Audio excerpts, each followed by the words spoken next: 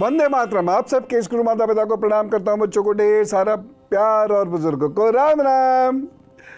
उम्मीद है कि आप सब ईश्वर के सानिध्य में होंगे, खुशी से होंगे, आपकी पूजा पाठ भी भली भांति चल रही होगी। आज एक बड़ी रुचिकर बात करेंगे, आपके स्थान परिवर्तन के बारे में बात करेंगे। छोटा हो या बड़ा, स्थान परिवर्तन भाग्य के बंद रस्तों को खोलता है। मैं इसे राशिवार भी बताने का आपके प्रयास करूंगा। कुछ पढ़ने में मन न लगे तो स्थान बदलिए। ज़रूरी नहीं, मैं ये नहीं कह रहा कि घर ही छोड़कर चले जाइए क्योंकि पढ़ने में मन नहीं लग रहा। स्थान बदलिए, यहाँ नहीं लग रहा वहाँ बैठ जाइए, बालकनी में बैठ जाइए, पार्क में बैठ जाइए, लाइब्रेरी में बैठ जाइए, ये मतलब भी है। घर में झगड़ा हो तो स्थान बदलो, मन खराब होने लगे तो स्थान बदलो, पैसा रुकने का नाम ना ले तो स्थान बदलो, बार बार घर में आग लगे तो जगह पूरी बदलनी पड़ेगी, और घर में आने जाने वाले लोग नाराज होकर जाते हैं तो स्थान बदलिए, पड़ोसी बहुत तंग करें तो स्थान बदलिए, काम में हानि हो तो स्थान बदलिए। यह बदलाव अपनी कुर्सी मेज बदलने से लेकर शहर बदलने तक हो सकता है। निरंतर असफलता से जूझ रहे लोग अपनी दिशा बदलते हैं तो लाभ बहुत होता है। सर्वप्रथम तो अपने बैठने की दिशा बदलें, लाभ ना हो तो फिर कमरे की दिशा बदलें, फिर घर या शहर की भी दिशा बदलें। परिवर्तन होगा, आपकी जिंदगी में परिवर्तन होगा। इसे राशिवार भी समझने की जरूरत है। जैसे मेष राशि के लोगों को पूर्व दिशा लाभ देती है। पढ़ रहे हैं, पूर्व दिशा में मुंह करके काम कीजिए। यहाँ एक कॉन्ट्रडिक्शन होता है जिससे लोग बहुत ज़्यादा कभी कभी संकोच भी करते हैं या संशय उत्पन्न होता है। सामान्यतः ये कहा जाता है कि उत्तर दिशा पढ़ाई के लिए होती है। बिल्कुल ठीक है, उत्तर और पूर्व ये पढ़ाई के लिए भी होती है, ये पूजा पाठ के लिए भी होती है। लेकिन मेष राशि वाले लोगों के लिए घर का पूर्व ज़्यादा बढ़िया रहता है, ज़्यादा मुफीद रहता है। वो घर के पूर्व में बैठकर अपना अध्ययन करें, बस अध्ययन करते समय मुंह चाहे उत्तर की ओर रहें लेकिन घर के पूर्व में बैठ जाएं। तो दोनों चीज़ों का एक कॉम्बिनेशन होना चाहिए।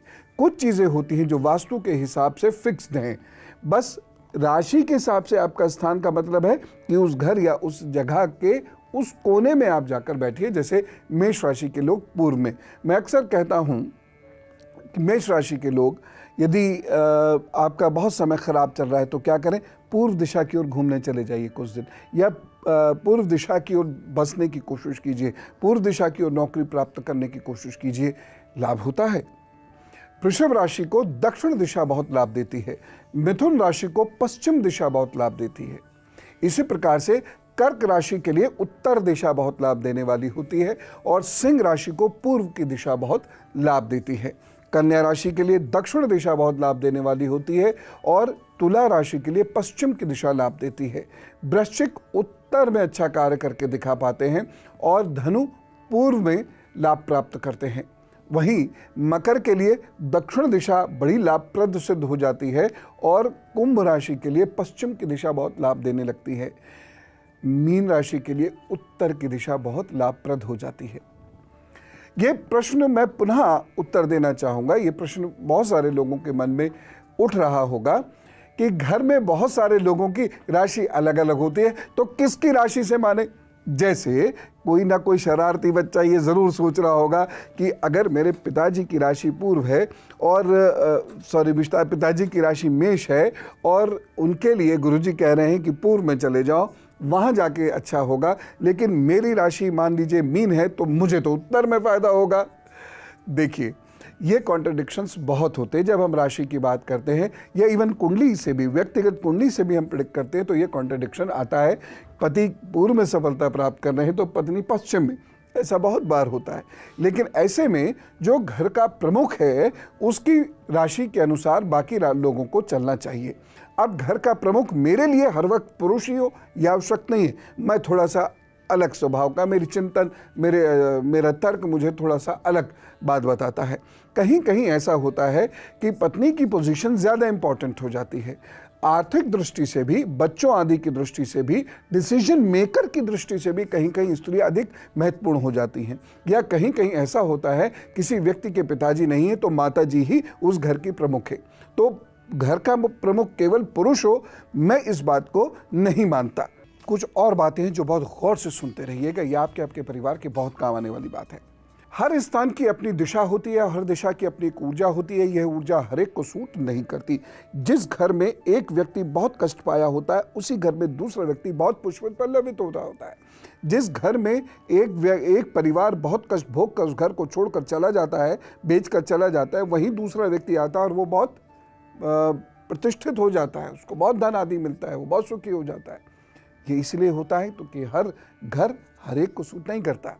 जैसे सूर्य प्रधान लोगों को पश्चिम दिशा में निरंतर असफलता झेलनी होगी, निरंतर नुकसान होगा। तो यदि ये लोग असफलता झेल रहे हैं, मेहनत करने के उपरांत भी परिणाम नहीं आ रहे हैं, तो एक बार अपनी दिशा बदलें। चंद्र प्रधान लोगों को उत्तर पश्चिम दिशा बड़ी लाभ देती है। इसी प्रकार से मंगल और केतु प्रधान लोगों को दक्षिण दिशा बहुत लाभ देती है। प्रधान लोग मतलब, अब आप कंफ्यूज हो रहे होंगे, ये प्रधान लोग, हमें कैसा पता चलेगा प्रधान लोग? मैंने अनेक बार बताया है, हाथ से भी मैंने बताया है। यदि समय रहा तो आज पुनः बताऊंगा, नहीं तो कल परसों में फिर बता दूंगा। तो हमें ये पता चल जाएगा कि हम चंद्र प्रधान है, सूर्य प्रधान है, मंगल प्रधान है, बुध प्रधान है, वगैरह वगैरह। ठीक है, फिलहाल ये नोट कर लीजिए। बुध प्रधान लोगों को उत्तर में बहुत लाभ होता है। बृहस्पति प्रधान लोगों को उत्तर पूर्व में बहुत लाभ होगा। शुक्र प्रधान लोगों को दक्षिण पूर्व में बहुत लाभ होता है। शनि और राहु प्रधान लोगों को पश्चिम में लाभ होता है। जी हाँ, तो इस प्रकार से आप ये देखिएगा कि आपका जो मूवमेंट है वो बहुत अप्रोप्रिएट होना चाहिए। करके देखिए, आपको लाभ जरूर होगा। 1% हो या 100%, यह एक अलग बात है, लेकिन 1% करके भी यदि लाभ जीवन में बढ़ते चले जाएं तो जीवन सुखी हो जाएगा। एकदम मेटामॉर्फिज्म, कायाकल्प तो होता नहीं है। धीरे धीरे धीरे धीरे चीज़ें बेहतर होती चली जाती हैं। दुर्भाग्य से जो जूझ रहा होता है उसके लिए तो 1% बहुत बड़ा होता है। और अब गुरु मंत्र, जब भी स्थान परिवर्तन करें तो कुछ कार्य अवश्य कर लें। माँ, मौसी या मामा जी को तीर्थ यात्रा कराएं, धार्मिक अनुष्ठान करें। 11 सोमवार को सफेद कपड़ों में चावल व मिश्री बांधकर बहते हुए पानी में बहाएं। 11 मंगलवार शक्कर या मिश्री का प्रसाद चढ़ा दें और लोगों में भी बांटें। या फिर लाल पत्थर या लाल ईंट मंदिर या स्कूल को दान करें। एक बार गुरु अथवा विद्वान तथा 8 वर्ष से छोटी कन्याओं को भोजन अवश्य कराएं। जब भी आप नए घर में जाएं, ये कार्य अवश्य कर दिया कीजिए। पितृदोष से प्रभावित लोगों को एक ना एक पड़ोसी ऐसा जरूर मिलता है जो नाक में दम किए रहता है। जैसे जैसे आपका पितृदोष शांत होता जाएगा, वह भी शांत होता जाएगा। इसलिए जब भी पड़ोसी बहुत तंग करे, परेशान करे, तो आप उनसे झगड़ना छोड़ के आप पितृदोष शांत करना शुरू करें।